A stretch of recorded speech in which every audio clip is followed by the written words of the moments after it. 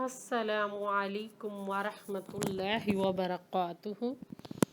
امید کرتی ہوں اسٹوڈنٹس آپ خیریت سے ہوں گے اور جتنا کچھ ہم پڑھے ہیں ساتھ ساتھ یاد کر رہے ہیں۔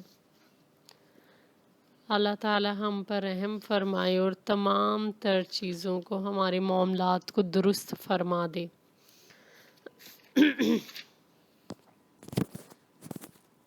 جی گرلز، ہم رکوع نمبر 10 پڑھ رہے تھے، 10واں رکوع، اور اسی میں بات چیت چل رہی تھی ساری۔ انشاءاللہ پہلے بامحاورہ 2 ہی آیات پڑھی، اس کی تھوڑی تشریح لمبی ہوگی، اتنا ہی کافی تھا۔ تو اب آگے چلتے ہوئے دیکھتے ہیں کہ اس کے لیے کیا کافی ہے۔ سب سے پہلے پچھلے والے کا بامحاورہ ترجمہ پڑھتے ہیں۔ شروع اللہ کے نام سے جو بڑا مہربان نہایت رحم کرنے والا ہے۔ اور جب ہم نے اسرائیل کی اولاد سے یہ پختہ عہد لیا کہ تم اللہ کے سوا کسی کی عبادت نہیں کرو گے، حسن سلوک کرو گے والدین کے ساتھ، قرابت داروں کے ساتھ، یتیموں اور مساکین کے ساتھ، اور یہ کہ تم لوگوں سے بھلی بات کہنا، نماز قائم کرنا، زکوٰۃ ادا کرنا، پھر تھوڑے آدمیوں کے سوا تم سب اس عہد سے پھر گئے اور تم اب بھی منہ پھیرنے والے ہو۔ اور جب ہم نے تم سے پختہ عہد لیا، تم اپنوں کا خون نہیں بہاؤ گے، ان کو اپنے گھروں سے نہیں نکالو گے، پھر تم نے اس کا اقرار کیا اور تم اس کے گواہ ہو، پھر تم ہی ایسے لوگ ہو جو اپنوں کو قتل کرتے ہیں۔ جی اسٹوڈنٹس، اب نیکسٹ 84 تک کی آیات ہم نے پڑھی تھی۔ نیکسٹ 85 آیت جو ہے وہ ہم دیکھتے ہیں، اس کے پیچھے خاص پس منظر بھی ہے، کچھ سیاق و سباق کہ یہ آیات کس ریفرنس میں نازل ہوئی، وہ آپ کو سارا سمجھ آئے گا۔ بنی اسرائیل کو جو پیچھے خطاب کیا گیا، حقوق اللہ اور حقوق العباد کے ریفرنس میں بتایا گیا کہ آپ کا معاملہ کیا ہونا چاہیے، اور اصل میں ہم لوگوں کو بھی یہ بیان کیا گیا کہ اللہ کے حقوق اور بندوں کے حقوق کی حفاظت فرمائیں۔ اب ہم پہلے لفظی ترجمے کو دیکھتے ہیں اور پھر بامحاورہ ترجمہ ساتھ ساتھ دیکھتے ہیں۔ بسم اللہ الرحمن الرحیم۔ ثم پھر، تم ہؤلاء ایسے لوگ ہو، تقتلون تم قتل کرتے ہو، انفسکم اپنوں کو، اور تخرجون نکالتے ہو، فریقاً ایک گروہ کو، منکم تم میں سے، من دیارہم اپنی بستیوں میں سے، تظاہرون تم جتھے بندیاں کرتے ہو، علیہم ان پر، بالاسم گناہ کے ساتھ، والعدوان اور زیادتی سے، تم گناہ اور زیادتی کے ساتھ جتھے بندیاں کرتے ہو۔ وَإِنْ اور اگر، یأتوکم وہ آئیں تمہارے پاس، اسارا قیدی ہو کر، تفادوہم تم فدیہ میں دیتے ہو ان کے لیے، وَهُوَ اور وہ، محرم حرام ہے، علیکم تم پر، اخراجہم ان کا نکالنا ہی، یعنی ان کا نکالنا ہی تم پر حرام ہے۔ افتؤمنون کیا تم ایمان لاتے ہو، ببعض الکتاب کتاب کے ایک حصے پر، وتکفرون اور انکار کرتے ہو، ببعض ایک حصے سے، فما پس نہیں، جزاء سزا، من جو، یفعلوا کرے، ذالک یہ، منکم تم میں سے، الا مگر، خزی رسوائی ہے، فی الحیات الدنیا فی میں حیاتی زندگی میں، الدنیا دنیا کی زندگی میں، اور یوم القیامتی قیامت کے دن پر، یردون پھیر دیے جائیں گے، الی اشد العذاب بدترین الہ طرف اشدی شدید ترین یا بدترین عذاب کی طرف پھیر دیے جائیں گے. وَمَا اللَّهُ اور نہیں ہے اللہ بغافل غافل یا بے خبر اما اس سے جو تعملون تم عمل کر رہے ہو. اولئک یہی وہ لوگ ہیں الذین جنہوں نے اشتروا خرید لی حیات زندگی کو دنیا کی زندگی کو بالآخرت آخرت کے بدلے میں فلا پس نہیں یخفف ہلکا کیا جائے گا عنہم العذاب ان سے عذاب ولا اور نہ ہم وہ ینصرون مدد کی جائے گی نہ ہی وہ مدد دیے جائیں گے. با محاورہ ترجمہ دیکھیے اسٹوڈنٹس. پھر تم ہی ایسے لوگ ہو جو اپنوں کو قتل کرتے ہو اور اپنے ہی ایک گروہ کو ان کی بستیوں سے نکالتے ہو اور ان کے خلاف ظلم اور زیادتی کے ساتھ جتھے بندیاں کرتے ہو، اور اگر وہ تمہارے پاس قیدی بن کر آئیں تو ان کا فدیہ دیتے ہو، حالانکہ انہیں نکالنا ہی سرے سے تم پر حرام تھا. کیا تم کتاب کے ایک حصے پر ایمان لاتے ہو اور ایک حصے کا انکار کرتے ہو؟ پس جو لوگ تم میں سے ایسا کریں ان کی سزا دنیا میں رسوائی کے سوا کچھ نہیں.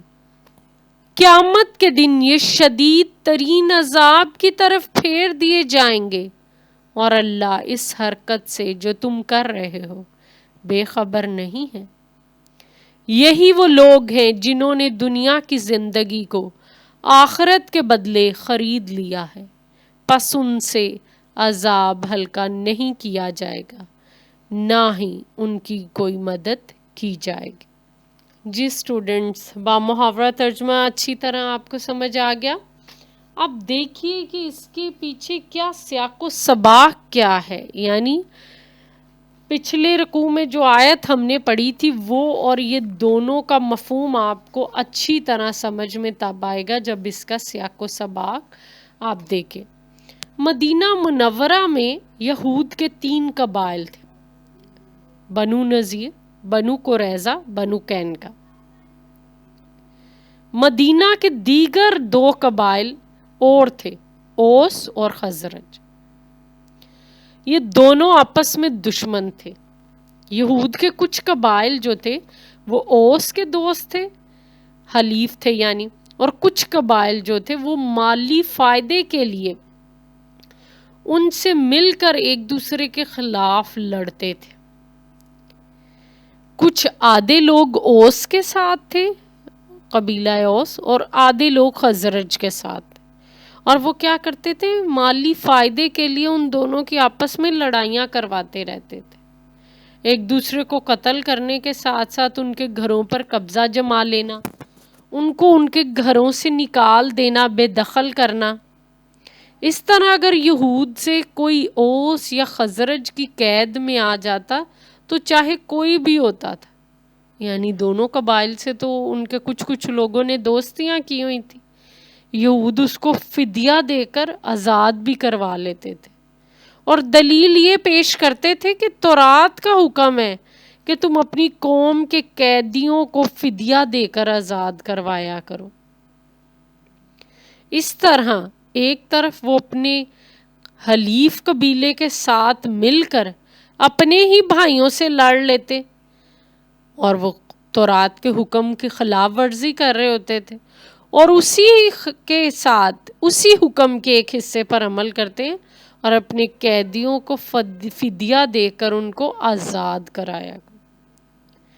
تو یہاں پر اللہ تعالیٰ نے یہود قوم کو، جو تورات میں اللہ کی طرف سے یہ حکم تھا کہ آپس میں لڑنا نہیں ہے، ایک دوسرے کا خون نہ بہاؤ اور نہ ہی ایک دوسرے کو گھروں سے نکالو، اگر تم میں سے کوئی کہیں پر قید ہو جائے تو پھر فدیہ دے کر آزاد کرو. یہ تمام چیزیں تورات کے حکم میں شامل تھی، لیکن یہود کا طرز عمل کیا تھا کہ وہ خود اپنے بھائی بندوں کے ساتھ لڑتے تھے، ان پر ظلم اور زیادتی سے غلبہ پانے کی کوشش کرتے، اور طاقتور پھر کمزور لوگوں کو ان کے گھروں سے بے دخل کر دیتے. اور پھر جب وہی لوگ لڑائی کے دوران قیدی بن کر ان کے پاس آتے تو وہ ان کا فدیہ دے کر ان کو چھڑا بھی لیتے تھے. اب اس طرح کا طرز عمل اللہ نے فرمایا ہے کہ یہ لوگ کتاب کے کچھ حصے پر عمل کرتے ہیں، ایمان لاتے ہیں اور دوسرے حصے کی تکذیب کرتے ہیں. کس طرح؟ اپنے مالی فائدے کے لیے ایک طرف فدیہ دے کر ان کو چھڑانا اور دوسری طرف ان کا خون بہانا، ان سے لڑنا، ان کے گھروں سے نکالنا. تو ان کا یہ طرز عمل درست نہیں ہے کہ صرف اپنا مالی فائدے کو دیکھا جائے اور کسی چیز کو نہیں. آخر میں اللہ تعالیٰ نے ان کے اس عمل کا انجام بتایا ہے. اپنوں سے لڑو گے، ان سے ظلم و زیادتی کرو گے تو نتیجہ کیا ہوگا؟ ظاہری سی بات ہے، پوری قوم کمزور ہو جاتی ہے، دوسری اقوام ان پر غالب آ ہی جاتی ہیں. یہ بات دنیا کی زندگی کے لیے تو رسوائی ہے ہی، لیکن قیامت کے دن ان کے پر عذاب بھی آئے گا. یہاں جو چیز سیاق و سباق کے ریفرنس میں آپ کو بات سمجھ میں آ گئی کہ اللہ تعالیٰ نے یہ تذکرہ کر دیا کہ پہلے ان سے وعدہ لیا تھا کہ اپنوں کا خون نہیں بہاؤ گے، اپنوں کو گھروں سے نہیں نکالو گے، اور وہ اس کے گواہ بن گئے. لیکن پھر وہ کیا کرتے تھے؟ اپنوں کو ہی خون بہا کرتے تھے، ان کو بستیوں سے نکالتے اور قیدی بن کے جب وہ آتے تو ان کا فدیہ دیتے. تو یہ بیان کر دیا کہ تم ایک حصے پہ عمل کرتے ہو اور دوسرے پہ نہیں کرتے ہو. تو اللہ تعالیٰ نے کہا قیامت کے دن شدید ترین عذاب کی طرف تمہیں پھیر دیا جائے گا. اللہ اس حرکت سے جو تم کر رہے ہو بے خبر نہیں ہے. پھر بیان کر دیا اولئک الذین اشتروا الحیات الدنیا. آیت نمبر 88 میں اس کا تذکر آتا ہے کہ ان سے یہی وہ لوگ ہیں جنہوں نے دنیا کی زندگی کو خرید لیا آخرت کے بدلے میں، اور ان کا عذاب ہلکا نہیں کیا جائے گا، نہ ہی انہیں کوئی مدد دی جائے گی. اب اسٹوڈنٹس یہاں سب سے پہلے آپ دیکھیں کہ ان کے بارے میں کہا کہ انہوں نے دنیا کو ترجیح دی ہے. دنیا ایک ایسی چیز ہے، دنیا کا لفظ قریب کی چیز کے لیے بولا جاتا ہے، اور احادیث میں تذکرہ ہے کہ دنیا میں اس طرح رہو. آپ صلی اللہ علیہ وآلہ وسلم نے فرمایا دنیا میں اس طرح رہو جیسے ایک مسافر کچھ دیر سایہ دار درخت میں رہتا، یعنی سفر کے ادھر وہ دلی نہیں لگا لیتا، اسے پتا ہے کہ ابھی منزل آگے. تو اسی ساری بات کو شاعر نے بھی یوں بیان کیا ہے: جگہ جی لگانے کی دنیا نہیں ہے، وہ عبرت کی جا ہے تماشا نہیں. تو یہ چیز بیان کی ہے کہ دنیا کی زندگی انہوں نے خرید لی، اور آخرت کے بدلے میں. آخرت بہترین چیز ہے. سب سے پہلے آپ کو سورۃ البقرہ کی ہی آیت وَبِالْآخِرَاتِ هُمْ یوقنون، اور وہ آخرت پر یقین رکھتے ہیں، متقین کی ایک صفت تھی. اللہ تعالیٰ نے یہاں بیان کر دیا ہے کہ آخرت کا عمل چھوڑ کر وہ دنیا کو ترجیح دے رہے ہیں. نبی صلی اللہ علیہ وآلہ وسلم نے ایک لمبی حدیث میں جس میں بیان کیا ہے کہ 5 چیزوں سے پہلے غنیمت جانو. اس میں بتایا کہ زندگی کو غنیمت جانو موت سے پہلے، کہ آپ کو اللہ نے جتنی زندگی دیا اس میں نیک عمل کر کے موت کی تیاری کر لو. تو یہاں وہ لوگ یہود نے کیا کیا؟ اللہ کے کام پر عمل نہیں کیا، آخرت کے بدلے میں دنیا کو ترجیح دی، تو آخرت کے عذاب کے مستحق ٹھہریں گے. ہمیں بارہا یہ چیز بتائی گئی ہے کہ جہنم کس قدر شدید ترین ہے. ان عذابہ کانت مستقر و مقام. جی ہمیں بتایا گیا کہ دنیا کے مقابلے میں جتنا سخت جو ہے عذاب آخرت کا جو ہے وہ سخت ہے اور کسی کا نہیں ہے. بہت بدترین ٹھکانہ جہنم کو قرار دے دیا گیا. یہی بات ہے ربنا اصرف عنا عذاب جہنم انہا ساعت مستقرم و مقامہ. اے ہمارے رب ہم سے جہنم کا عذاب پھیر دیجئے، بے شک وہ ایک بری ٹھہرنے کی جگہ ہے، بری رکنے کی جگہ ہے. تو یہ چیز ہمیں بارہا رمضان میں بھی اللہم اجرنا من النار سکھایا جاتا ہے کہ اللہ تعالی ہمیں دوزخ کے عذاب سے بچا لیجئے. تو یہاں ان لوگوں کو بتایا گیا ہے کہ اگر تم نے دنیا کو پکڑ لیا آخرت کے بدلے میں تو تم پر قیامت کے دن عذاب ہلکا نہیں کیا جائے گا.